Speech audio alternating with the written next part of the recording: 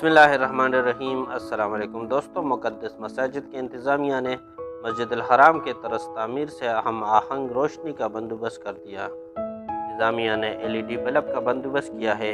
ये stainless steel से आरास्ता है। इन पर 24 करात सोने का पानी चढ़ाया गया है। इनकी मोटाई 2 माइक्रोवेन है।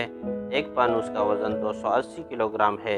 इस पर 2.38 मिली का एक परत चढ़ाई गई है, जिसकी वजह से फानूस निशानात से महफूज रहेगा। इस तरह के फानूस मताब के इमारत की तमाम मंजिल में नस्ब की गई है। इसकी ऊंचाई 3600 मिलीमीटर तक है। ये इमारत के दीगर मंजिलों में लगाए गए फानूस से मुख्तलिफ है। ये फानूस मौसमी तब्दीलियों को बर्दाश्त करने वाली सिस्टम से आरास्ता है। 150 किलोमीटर फी घंटा की रफ्तार से चलने वाली हवाओं के झटके झेल सकती है।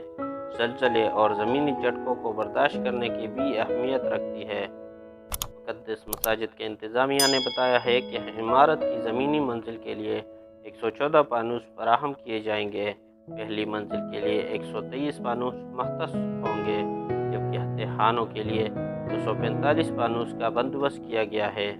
दोस्तों, मज़ीद इस तरह की नई इंफॉर्मेटिव वीडियो देखने के लिए हमारे चैनल को सब्सक्राइब करके बेल आइकन को ज़रूर दबाएं, ताकि आने वाली हर वीडियो सबसे पहले आपको मिल सके। शुक्रिया।